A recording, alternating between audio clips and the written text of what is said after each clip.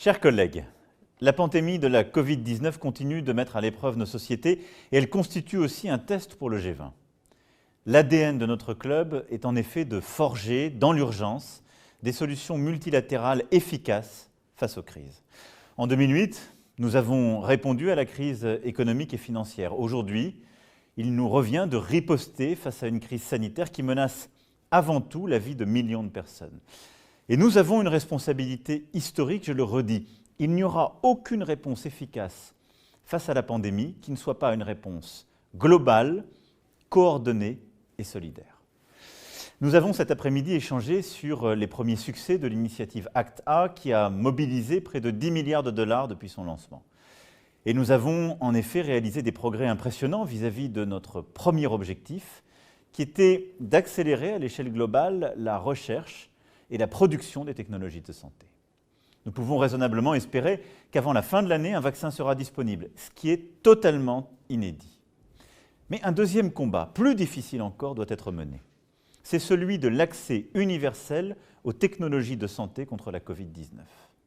Serons-nous prêts, lorsqu'un premier vaccin sera mis sur le marché, à en garantir l'accès à l'échelle planétaire et à éviter à tout prix le scénario d'un monde à deux vitesses, où seuls les plus riches pourraient se protéger du virus et reprendre une vie normale.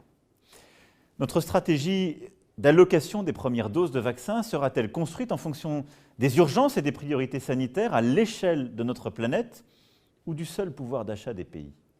Sera-t-elle vraiment multilatérale et collaborative dans un cadre construit ensemble ou répondra-t-elle à des logiques d'influence, des intérêts financiers, des égoïsmes nationaux?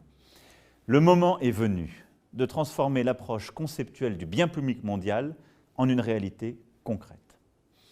Le G20 rassemble 90% de l'économie mondiale et nous avons, sur nos territoires, toutes les industries capables de produire à l'échelle les technologies de santé contre la Covid-19. Nous serons donc jugés aux résultats. Nous connaissons les solutions. Pour ce qui est du vaccin, la facilité COVAX nous permet d'acheter des doses de vaccins pour le compte des pays les moins avancés.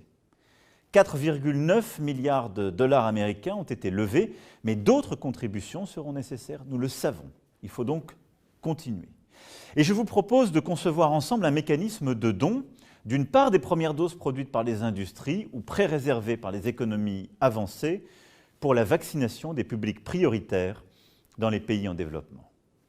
Les recommandations de l'Organisation mondiale de la santé seront précieuses pour assurer une priorisation à la fois efficace et équitable. Le partage des connaissances et des savoir-faire doit être au cœur aussi de notre stratégie. Il faut certes inciter l'innovation industrielle, mais en période d'urgence sanitaire, nous devons aussi favoriser les partenariats industriels et la production avec les pays en développement. Favoriser les capacités de recherche et de production des technologies de santé, y compris en Afrique, constitue notre meilleure protection face aux futures pandémies.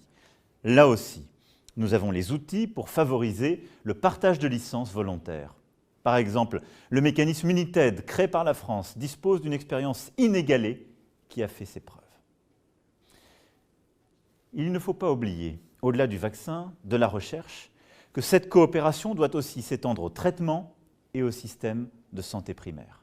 Notre mobilisation doit donc veiller aussi à ce que, dès que des traitements contre le virus se stabilisent, ils puissent être de la même manière diffusés, partagés avec les pays les plus pauvres et les économies en développement. Enfin, je veux rappeler à tous que tous les efforts que nous pourrions faire pour mettre à disposition des doses de vaccins dans ces pays n'auraient aucune efficacité si, dans le même temps, nous ne décidons pas de stabiliser, renforcer, parfois reconstruire leur système de santé primaire. Et c'est pourquoi il nous faut, nous, économie du G20, également, investir beaucoup plus, à travers notre aide publique et de développement, dans ces systèmes de santé primaire et dans leur reconstruction.